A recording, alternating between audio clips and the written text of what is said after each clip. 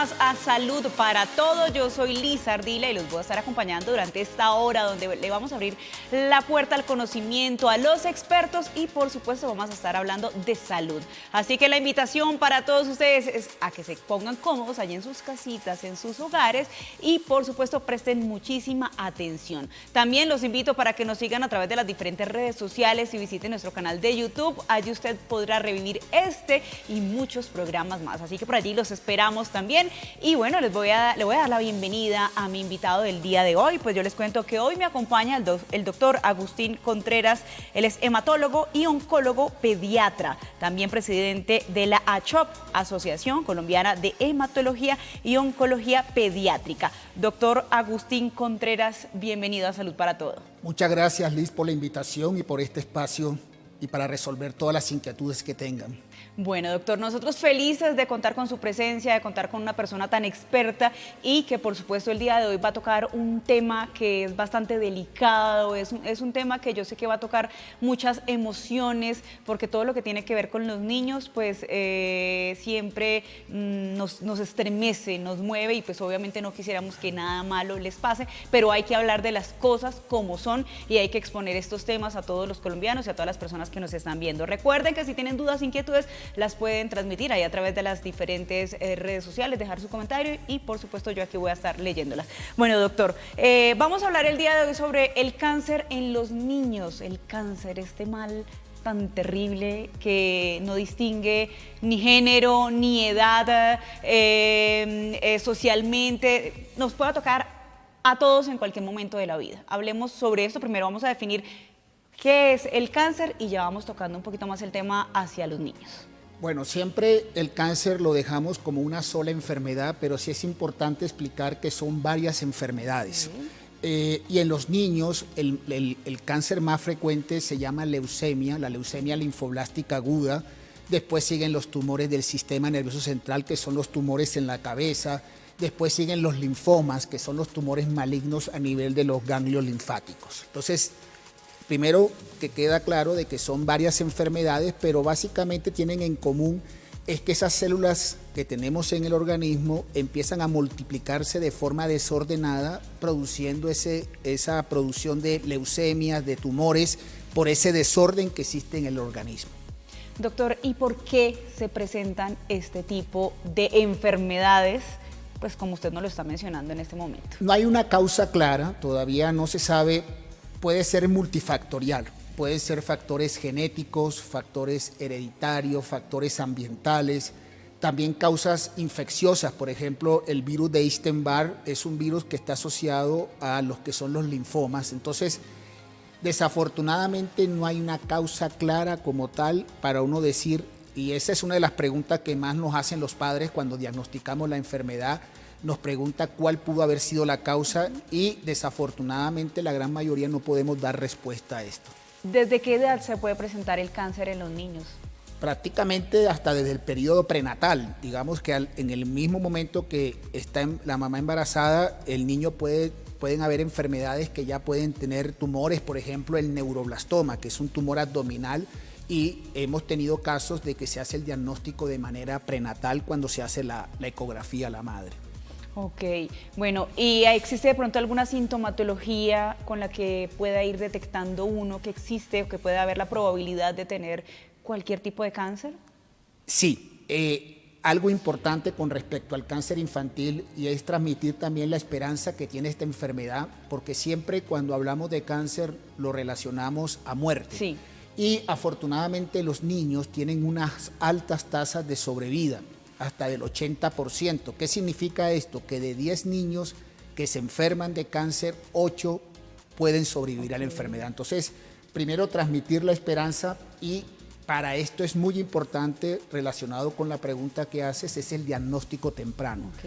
Llevar al niño cuando, por ejemplo, si tiene un niño con palidez, que tenga sangrado, fiebre, dolor en los huesitos, que le produzca cojera, o aquel dolor de cabeza que el niño está durmiendo y lo despierta, o que empieza con el dolor de cabeza en la mañana y durante el día va mejorando, asociado a vómitos, alteraciones del comportamiento. Si el niño tiene un rendimiento escolar estable y empieza a tener un deterioro escolar importante, Esto debe llevar a consultar de forma rápida, porque al consultar de manera rápida podemos diagnosticar rápidamente y el paciente tener una mejor tasa de sobrevida.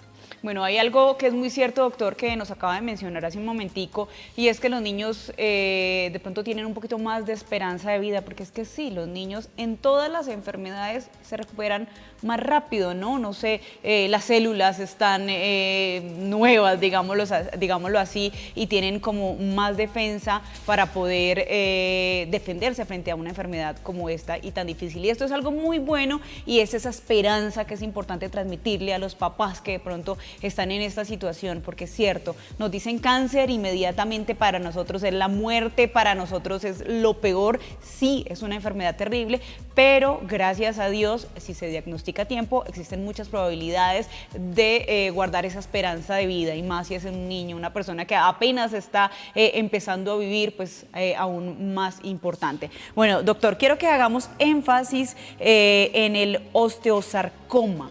Quiero que definamos este término. Bueno, el osteosarcoma es un tumor maligno que se da a nivel de los huesos y habitualmente es una enfermedad que se produce en los adolescentes. Okay. La manifestación básicamente es dolor en el hueso y donde está el tumor como tal, que lleva a que el paciente tenga dificultad para poder caminar, y con el tiempo empieza a producirse la tumoración. Es como que la extremidad que tiene comprometida aumenta el volumen secundario al tumor. Lo que tenemos que evitar, y por eso es importante que el paciente que ya empieza a tener dolor, consultar y que el médico le envíe un estudio que con una radiografía simple podemos detectarlo, para que el diagnóstico sea temprano, y vuelvo y repito, al ser un diagnóstico temprano vamos a mejorar el pronóstico de la enfermedad. Bueno, porque es importante hablar de este osteosarcoma, porque representa el 2% de todos los cánceres en los niños, escuchen muy bien, de 0 a 14 años, y el 3% de todos los cánceres en adolescentes de 15 a 19 años. Estas cifras son bastante interesantes y cabe pues mencionar y contarles a todos los televidentes, a todos los padres de familia que nos están viendo en este momento, que existen muchas probabilidades de cáncer. ¿Por qué se da este cáncer, este tipo de cáncer? Este cáncer básicamente, una de las hipótesis que se maneja es que como durante el periodo del crecimiento existe una proliferación celular mayor en los adolescentes, porque es el momento que existe el crecimiento, esto hace que predisponga que haya ese desorden celular que produzca la tumoración como tal. Esta enfermedad, básicamente el tratamiento, a diferencia de la leucemia básicamente el tratamiento es la quimioterapia. Sí. Los pacientes con el osteosarcoma, además de la quimioterapia, requieren cirugía.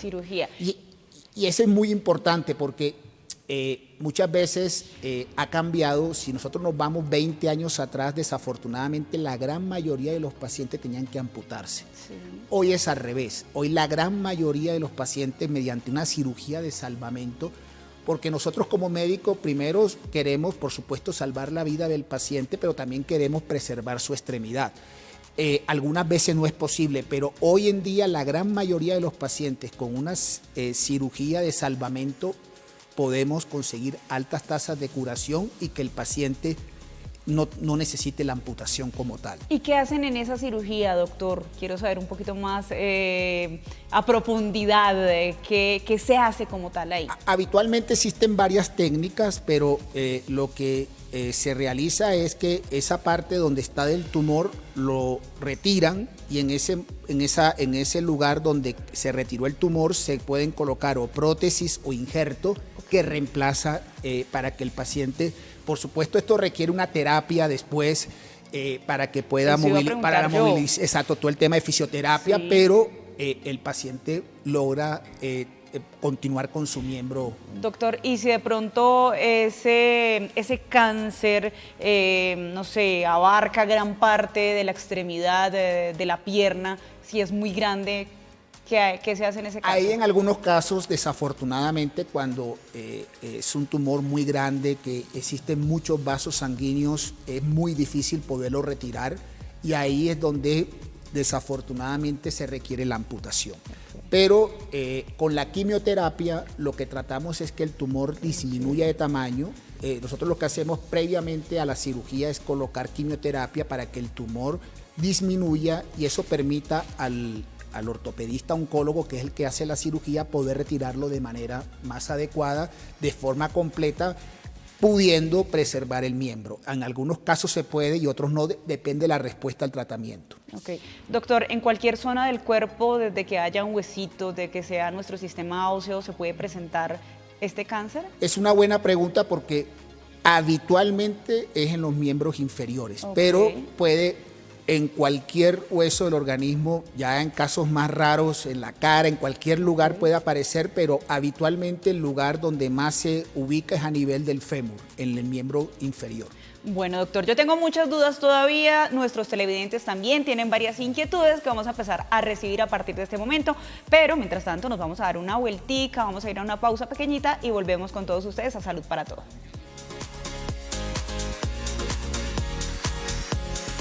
Palidez, moretones, sangrados, dolores de hueso en general. Bulto o hinchazón, especialmente si no hay dolor, fiebre u otra señal de infección. Pérdida de peso o fiebre inexplicable, tos persistente o dificultad para respirar, sudoración nocturna. Cambios en los ojos, pupila blanca, aparición de estrabismo, pérdida de la visión, moretones o hinchazón alrededor de los ojos. Hinchazón abdominal.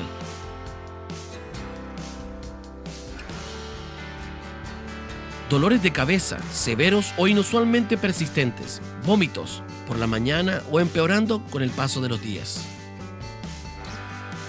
Dolor en las extremidades o huesos. Hinchazón sin traumas ni señales de infección. Fatiga, letargos y cambios en el comportamiento, tales como volverse retraído u otros cambios en su personalidad. Mareos, pérdida de equilibrio o falta de coordinación. Si estos síntomas estuvieran presentes, consulta lo antes posible con tu pediatra para exámenes complementarios. La mayoría de los cánceres infantiles son curables si se detectan a tiempo. No te retrases, consulta con tu pediatra. Familia, regresamos con todos ustedes y ahí estábamos viendo un video en donde hablaban un poco sobre la sintomatología que hay que tener en cuenta en los niños y los signos de alarma para salir corriendo a buscar al especialista. Recuerden también esto muy importante y es que una detección de cáncer a tiempo puede salvar esa vida. Así que hay que hacerse los chequeos necesarios, buscar ayuda médica y pues guardar todas las esperanzas porque están las posibilidades, porque existe la ciencia y la medicina, que en nuestro país frecuentemente estamos viendo que hay más desarrollo, que hay más posibilidades para las personas que sufren este tipo de enfermedades de cáncer. Hoy me encuentro con el doctor Agustín Contreras, hematólogo y oncólogo pediatra. Estamos hablando sobre el cáncer en los niños y bueno, antes de irnos a la pausita, estábamos hablando sobre el osteosarcoma, que representa uno de los principales cánceres en los niños y adolescentes. Doctor, ya hablamos un poquito como cómo es la enfermedad, cómo es este cáncer, las posibilidades que hay con la quimioterapia y por supuesto cuando tienen que hacer la cirugía en los huesos. Pero ¿existe la posibilidad, doctor, de que esto haga metástasis, que se expanda a otro órgano diferente? Sí, el lugar donde mayormente se hace las metástasis es a nivel pulmonar. Okay. Y muchas veces, desafortunadamente, es una de las, cuando la enfermedad se disemina a nivel pulmonar, hace que el pronóstico sea peor. Okay. Por eso volvemos al mismo punto, al diagnóstico temprano. Si diagnosticamos de manera temprana, la enfermedad puede estar de manera localizada y la podemos controlar mejor. Cuando ya hay metástasis pulmonares, el pronóstico verdaderamente es malo. Bueno, doctor, hablemos un poquito de la sintomatología que tienen los niños o adolescentes cuando se está presentando este cáncer. Dolor donde está ubicado el tumor como tal, importante porque muchas veces vemos que ha existido el antecedente de algún traumatismo. Nos ha pasado de que y muchas veces el paciente piensa que el dolor es secundario al traumatismo y vamos a ver que es secundario al tumor. No queda claro por qué, pero muchas veces hay un traumatismo asociado y esto produce confusión tanto en la familia como en el equipo médico, porque dicen, no, el dolor es por el trauma, y vamos a ver que muchas veces es el tumor como tal. Bueno, doctor, una pregunta referente a eso. Una persona que de pronto tuvo un golpe, un accidente, se dio durísimo en una pierna y después de eso le detectaron un cáncer. Tal vez el cáncer ya estaba ahí, ya existía y se manifestó. Lo más probable es que sea así. Lo más probable es que se da es circunstancial la situación, pero que habitualmente ya el cáncer, lo más probable es que ya no es que el golpe hubiera desencadenado el tumor como tal, sino que muchas veces ya el tumor estaba ahí. Ok, doctor, también muchas veces vemos a los niños, lo digo porque yo tengo un niño de 10 años y constantemente me dice que le duelen, mami, me duelen las piernas, mami, me están doliendo las piernas, y uno dice, es que estás creciendo, hijo. Crecimiento de los huesos, de los músculos, ¿es normal? El tema de los dolores que le decimos dolores del crecimiento, hay que tener mucho cuidado porque está bien, el dolor puede aparecer, pero por ejemplo ese dolor que despierta al niño en la noche no es habitual. No es normal que un niño esté durmiendo y en la noche lo despierte ese dolor, que se levante con llanto, en ese momento tenemos que consultar. Sí sabemos que está este tema del dolor de crecimiento, pero si vemos que la queja o la consulta es reiterativa, la recomendación es que mejor lo lleve a su pediatra o a su médico de cabecera para que lo evalúe. Doctor, hablemos sobre las etapas de ese cáncer. Bueno, inicialmente la etapa, lo primero es el dolor. Como la primera manifestación de la enfermedad es el dolor. Y después la siguiente parte es la tumoración, el aumento de volumen y por último la diseminación. Como hablamos ahorita, habitualmente es a nivel de pulmón, pero también puede diseminarse en otros huesos. A veces puede pasar de que no solamente el tumor esté localizado en un hueso, sino en varias partes, pero ya esto es muy poco frecuente. El lugar donde más se disemina es a nivel pulmonar. Doctor, ¿existe algún de pronto tipos o grados de osteosarcomas? Digamos, el diagnóstico es histológico, habitualmente son tumores malignos. Hay algunos que son muy raros, que pueden tener un componente más benigno, pero la mayoría son de alto grado y son malignos. Doctor, ¿es hereditario? Por ejemplo, si yo en mi juventud de pronto padecí este cáncer, me recuperé, gracias a Dios tengo un hijo, ¿cabría la posibilidad? No hay una relación clara. Sí ha habido relación clara en pacientes, en hermanos. Puede ser que en algunos casos aumente un poco las probabilidades de cáncer cuando existe el antecedente de un hermano con cáncer. Pero en realidad no es una diferencia estadísticamente significativa de que uno pueda decir, no, por el antecedente de una mamá por un cáncer, el hijo pueda tener la enfermedad. Doctor, ¿hasta qué edad se puede producir este tipo de cáncer específico? ¿Solo en adolescentes?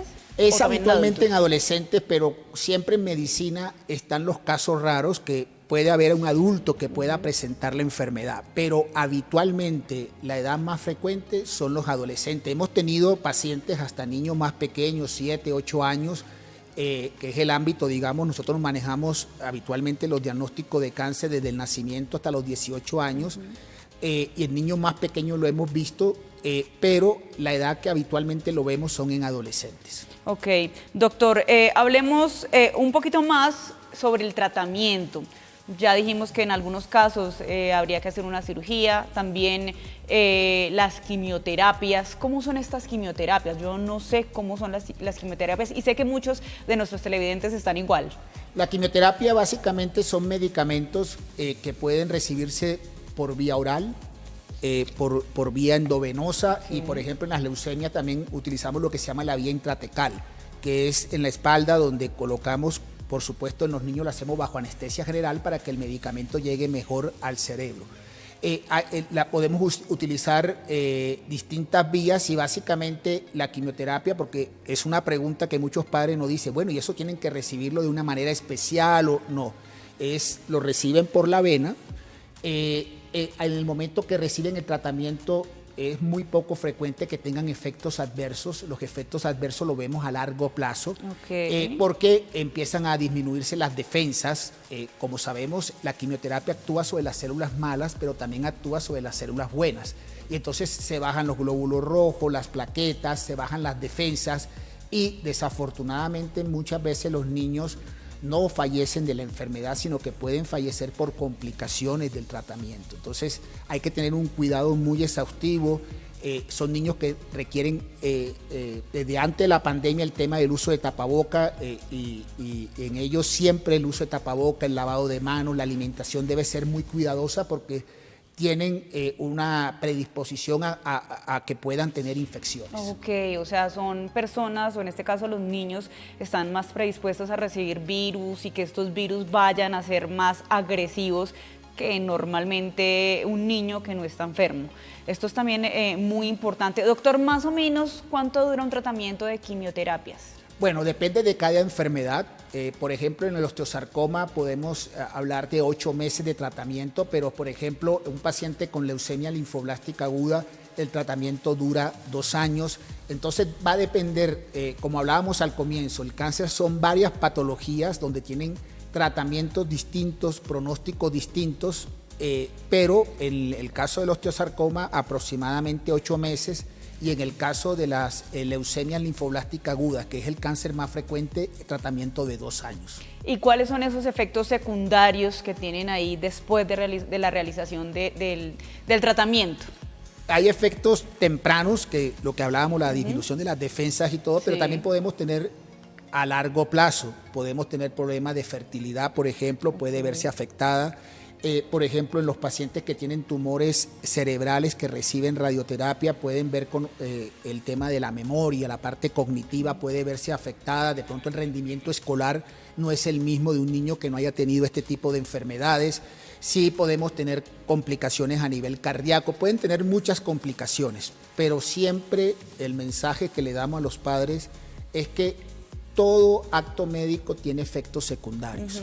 Pero siempre nosotros como médicos colocamos esa balanza del riesgo y beneficio. Sí, claro. Si a mi paciente le voy a dar algo que es más el beneficio con respecto al riesgo, le damos ese tratamiento. Si el tratamiento es más riesgoso que beneficioso, no se lo damos. Entonces, el mensaje es a cumplir los tratamientos que los pacientes deben recibir, porque es un trabajo en conjunto entre padres y médicos. Si nosotros damos las recomendaciones, pero si los padres no siguen esa recomendación, no le dan los medicamentos a los niños, pues desafortunadamente el que termina afectado es el paciente. Es el paciente, así es. Bueno, y siempre pensando en preservar la vida y más si es de nuestros niños. Vamos a ir a una pausa y ya volvemos con todos ustedes aquí en Salud para Todo. Doctor.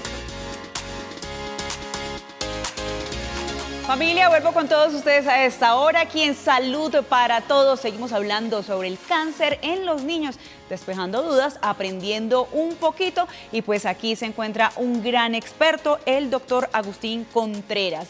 Seguimos hablando, doctor, porque realmente son varias preguntas las que van surgiendo. Doctor, hay una muy importante. ¿Por qué existen personas o niños que se realizan todo el procedimiento, todo el tratamiento, y muchos se salvan, tienen una buena vida de ahí para adelante, pero hay muchos otros que recaen y lastimosamente la historia es otra? Esto tiene que ver mucho con la resistencia a la quimioterapia que pueden realizar alguna de estos tumores, estas células que pueden los pacientes recibir el tratamiento, y desafortunadamente estas células buscar mecanismos de protección para nuevamente aparecer, o lo que se llama, digamos, esos pacientes refractarios que le damos tratamiento y a pesar de darle tratamiento no responde. Entonces tiene que ver un poco con la resistencia a estas células malignas al tratamiento que reciben. Doctor, ¿y ustedes cuando empiezan a realizar ese tratamiento le pueden dar alguna opción a la persona de vida, de que de pronto sí vaya a funcionar, o de pronto van viendo que las cosas no y le den un tiempo aproximado de vida? Siempre la recomendación es que el tratamiento de primera línea, por eso somos muy enfáticos en decirle a los padres que cumplan con ese tratamiento de primera línea, porque la mejor oportunidad es ese primer tratamiento. Desafortunadamente, cuando el paciente tiene recaída, se va haciendo más difícil de curar. Y por supuesto, desafortunadamente tenemos casos que, a pesar de todas las herramientas terapéuticas que tenemos hoy en día, llegamos al límite de que no hay ninguna posibilidad de poder ofrecer una alternativa para que ese niño se pueda curar, pero eso no quiere decir que ya todo esté terminado, porque después viene un trabajo muy importante, que es que ese niño no sufra. El manejo del dolor, el manejo de que ese tiempo que esté el niño acá con nosotros podamos darle ese soporte de disminuir el sufrimiento. Doctor, yo tengo un caso muy cercano de una persona que más o menos duró entre 4 o 5 años luchando con un cáncer que empezó en una pierna, con el cáncer en el hueso, y de ahí le hizo metástasis a otros órganos como los pulmones, el corazón, y a la hora del té, al final, pues lastimosamente perdió la vida. Estas historias son muy tristes. Siempre hay que hacer los tratamientos con esperanza, pero muchas veces son inciertos, doctor. Uno no sabe qué va a pasar al final del día. Así es incierto. Hay mucha incertidumbre en esto, pero bueno, siempre le transmitimos a los padres el día a día, que mientras ese niño esté acá con nosotros, que reciba el tratamiento, todo el amor, todo, y por supuesto la educación, porque muchas veces los padres son muy permisivos con los niños enfermos de cáncer, porque dicen, ay, el niño está enfermo, pero siempre hay que ponerle límites, porque eso también hace parte del amor, y que este niño, cuando se cure el día de mañana, sea una buena persona. Bueno. Y si no logramos la curación, que ese proceso podamos hacerlo de la mejor manera. Que sea lo más ameno posible. Doctor, ¿cuáles son esos cuidados que debe tener un niño que está en un proceso de quimioterapias? El cuidado es tapaboca, que ya ahora lo tenemos normal, todo con todo esto, el lavado de manos, que también lo tenemos todo, pero la alimentación, por ejemplo, la alimentación de un niño con cáncer no puede ser que se pida un domicilio, que una alimentación de mucho cuidado, porque ellos no tienen esa flora o tienen esos anticuerpos que lo puedan defender ante una infección. Nosotros podemos comer algo de la calle y tenemos nuestro sistema inmune que nos puede defender, pero un niño con esta enfermedad, entonces es el cuidado. Si el niño hace fiebre, hay que llevarlo inmediatamente a urgencias, porque debe recibir el tratamiento con antibiótico de manera rápida. Doctor, hablando de la alimentación, ¿cómo sería de pronto la alimentación? Muchas frutas, verduras, ¿qué no debería comer? Lo más importante en la alimentación es la higiene.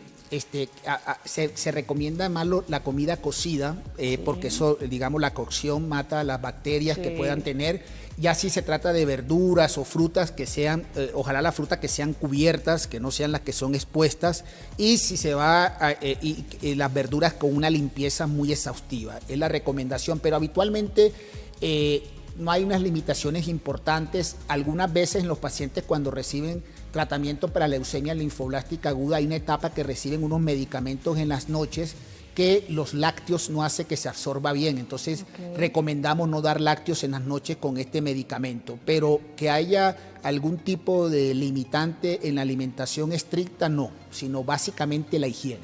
Doctor, cuando se realizan las quimioterapias, ¿ahí se da pérdida también del cabello?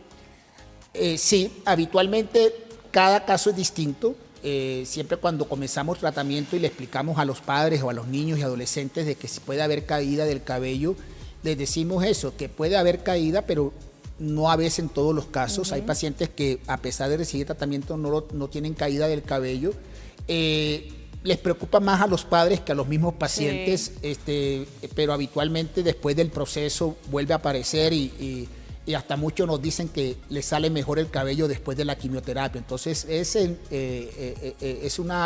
por supuesto al comienzo, sobre todo en los adolescentes, en las adolescentes, puede producir algo más de shock, pero habitualmente lo manejan bien.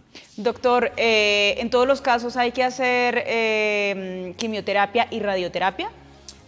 ¿Y cuál es la diferencia de estas dos? Muy bien. La quimioterapia habitualmente lo reciben como es medicamento por vía oral, endovenosa. La radioterapia son rayos, así cuando nos toman una radiografía, son esos rayos, pero que exponencialmente son unas dosis mayores, y lo que hace es quemar, si por ejemplo es un tumor que se operó el paciente y se retiró, pueden quedar algunas células que pueden quedar vivas ahí, y lo que hace la radioterapia es tratar de quemar esas células. Okay. Entonces, el tratamiento de la radioterapia, como su nombre lo dice, es en base a radiación. Ok, no en todos los casos se tiene que hacer radioterapia. No en todos los casos, son en casos muy particulares.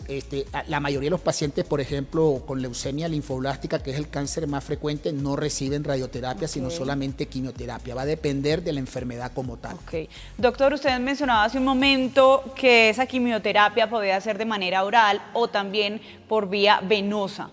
¿Yo podría elegir cuál es la que quiero, o ustedes me indican cuál es la adecuada, pues, para el paciente en cuestión? Así es.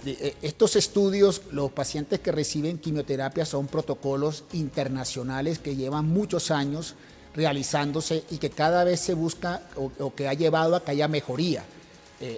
Pues si nos vamos hace 40 años atrás, la posibilidad de un paciente con leucemia linfoblástica de curarse era de un 20%. Hoy estamos hablando casi de un 90%.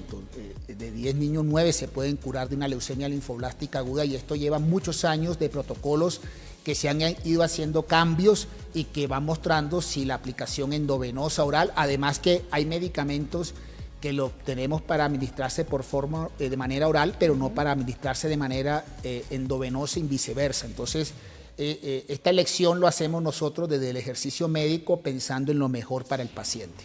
Ok, doctor, ¿cuáles son los exámenes y cómo se realiza el diagnóstico del cáncer?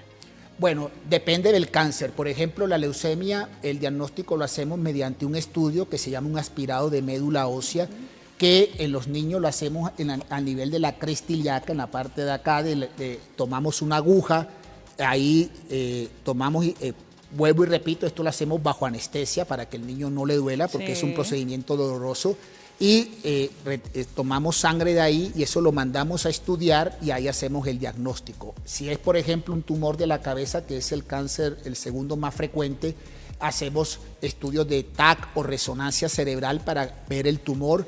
Y si se trata de tumores abdominales, entonces ecografía, TAC mediante imágenes. Va a depender del tipo de cáncer el estudio que vamos a realizar. Ahora, si es un tumor, se hace el estudio, la ecografía, lo que sea, pero lo que va a dar el diagnóstico como tal es cuando ese tumor se retira, ya sea de manera completa o se toma una muestra, y eso se manda a estudiar, el patólogo lo revisa al microscopio, le hace unas coloraciones y eso es lo que nos va a dar el diagnóstico definitivo.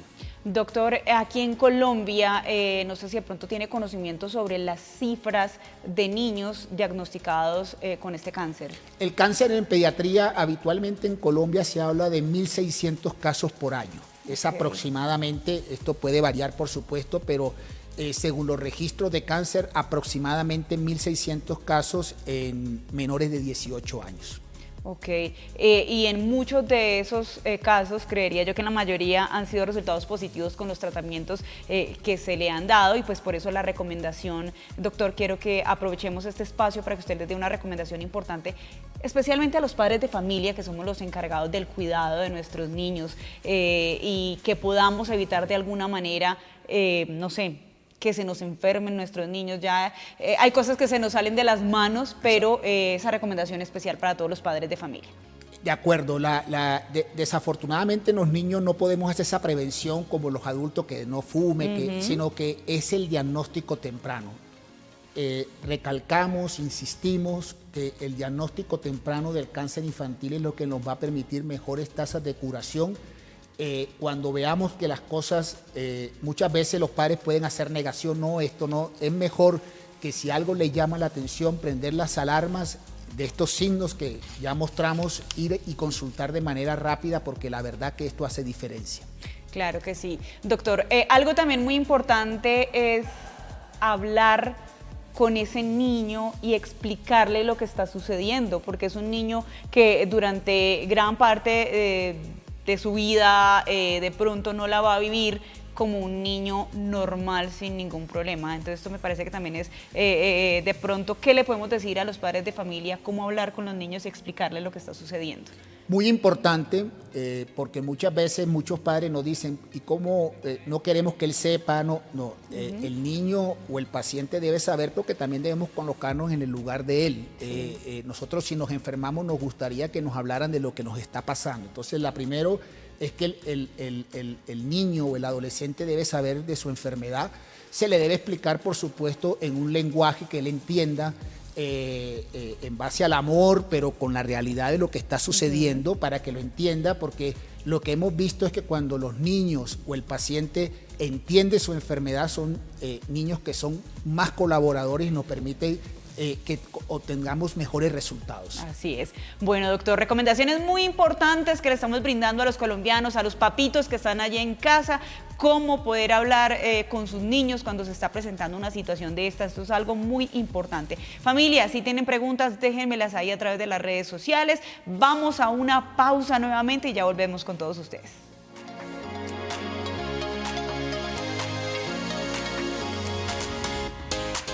Vuelvo con todos ustedes, feliz de estar acompañándolos en esta tarde aquí en Salud para Todo, abriéndole la puerta a nuestros expertos y por supuesto hablando de salud, sacándolos de dudas, inquietudes y aprendiendo un poquito. Yo sigo con el doctor Agustín Contreras y seguimos hablando sobre el cáncer en los niños. Doctor, quiero que hablemos sobre otro tema que es bastante interesante y es el retinoblastoma. ¿Qué es? Es el tumor en el ojo más frecuente en los niños. Habitualmente son niños pequeños, menores de 2 años. Y uno de los tips que le voy a dar a los padres para estar muy pendiente es que cuando toman la foto con el celular, el flash, cuando habitualmente los ojitos deben colocarse de rojo. Sí. Y ese ojito que está enfermo se coloca de color blanco. Entonces, eso debe prender las alarmas.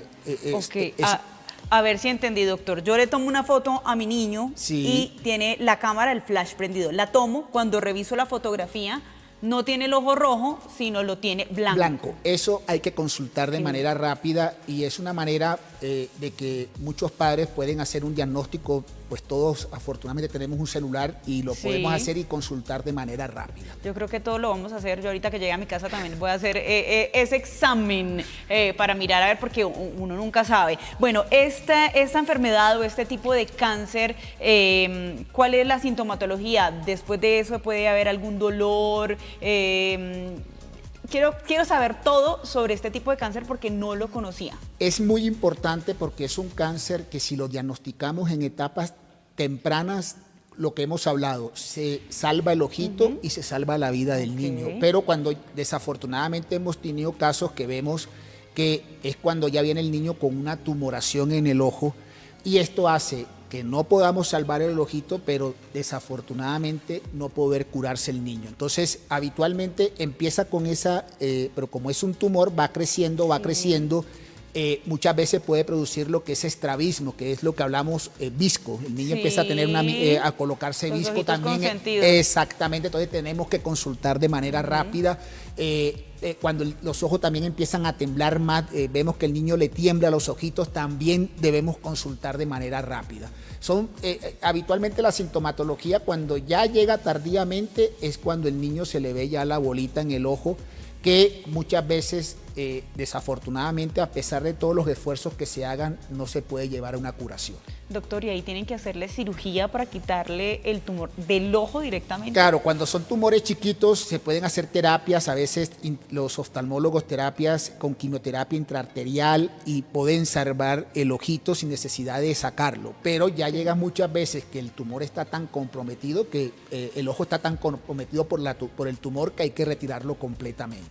¿Y qué tan frecuente es este cáncer? El retinoblastoma, digamos, no es de los más frecuentes, pero es el tumor más frecuente en los ojos. Entonces, hay, digamos, varios tumores que pueden producir manifestaciones en los ojitos. Está el rhabdomyosarcoma, el neuroblastoma, pero en los niños el más frecuente es el retinoblastoma. ¿Y más o menos entre qué edad se puede producir? Habitualmente son niños menores de 2 años. Son niños más pequeños, chiquitos, que habitualmente lo detectamos. Puede comprometer un ojo o puede comprometer ambos ojos. Habitualmente es un ojito, pero también puede comprometer ambos ojos.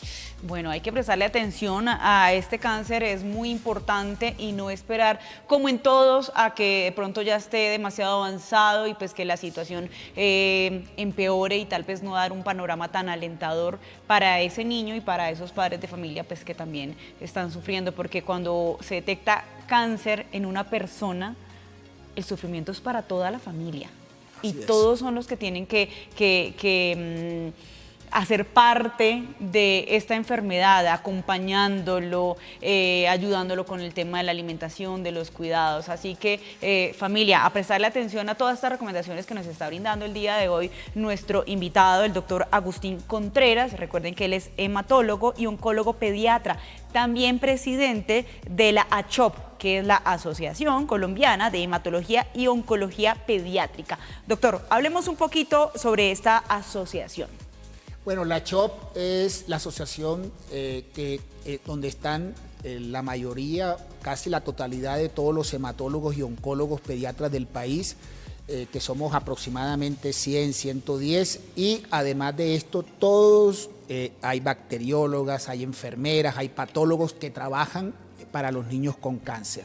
Entonces, es un trabajo donde, además de hacer actividad científica para nosotros, cada vez aprender más de todo este tipo de enfermedades, también nos encargamos de difundir información a la comunidad y aprovechando estos espacios que nos dan para poder transmitir este conocimiento tan importante para el bienestar de nuestros niños. Bueno, doctor, ¿cómo podemos tener más información sobre campañas que se vayan a realizar? ¿A dónde podemos visitar? Página web, redes sociales, teléfono, toda la información pertinente. Este es un mes muy importante. Sabemos que el 15 de febrero se celebra el Día Internacional del Cáncer Infantil y nosotros tenemos nuestra página web que es www.achop.org. Entonces los invitamos a que nos visiten a la página, pues ahí hay mucha información de todos estos temas que estamos hablando y si quedan algunas inquietudes después de lo que hablamos en el día de hoy, ahí podemos complementarnos. Entonces la invitación es que nos visiten en la página. Claro que sí, doctor. Bueno, ¿cuáles son esas recomendaciones ya como para que vayamos cerrando el tema? Sabemos que muchas veces y en muchos de los casos esto es algo que no es predecible, que se produce de manera esporádica, que no sabemos en qué momento, en qué etapa de la vida, a qué edad se le pueda producir un cáncer. Pero ¿cuáles son esas recomendaciones como doctor, como experto que le puede brindar a la comunidad en general?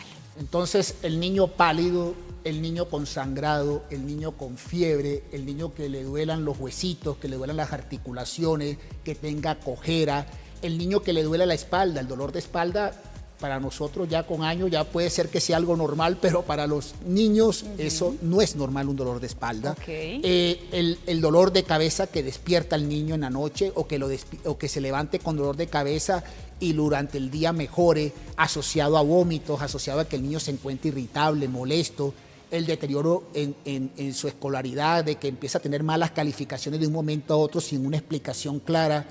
Esos son pautas que deben llevar a consultar de manera rápida y que consultar de manera rápida hace diferencia porque verdaderamente vamos a poder curar de manera temprana y eficaz a los niños. Doctor, y en general, me imagino que las recomendaciones, como siempre, buena alimentación, sedentarismo. Por supuesto, como yo siempre le digo, independientemente siempre la alimentación, el ejercicio, la vida sana, cuidar las emociones de los niños, cuidar nuestras emociones, porque desafortunadamente muchas de las enfermedades tienen que ver con nuestras emociones. Entonces, todo ese ejercicio, todo eso de no solamente la parte física, sino emocional, todo en ese contexto nos va a ayudar a que nos enfermemos menos. Doctor, ¿por qué existe esa relación entre las emociones y las enfermedades? Porque muchas veces se desencadenan o se dan cuenta de las enfermedades después de pronto de la depresión, de muchas situaciones difíciles que tienen las personas. Esto que voy a decir de pronto no hay una evidencia clara, sí.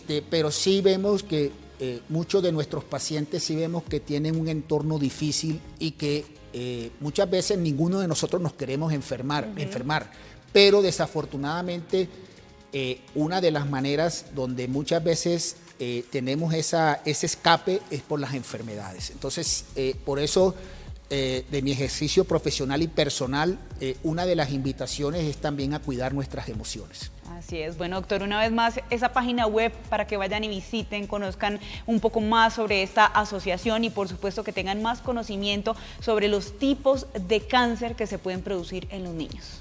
www.achop.org.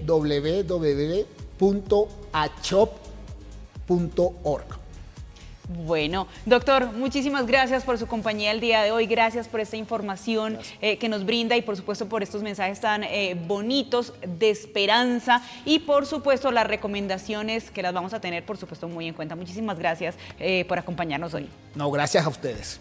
Bueno, familia, a todos ustedes muchas gracias, esperamos que les haya gustado el tema y recuerden que nos vemos en una próxima oportunidad. Vayan rápidamente a visitar nuestras redes sociales y el canal de YouTube. Un abrazo para todos, soy Liz Ardila y feliz de acompañarlos en Salud para Todos.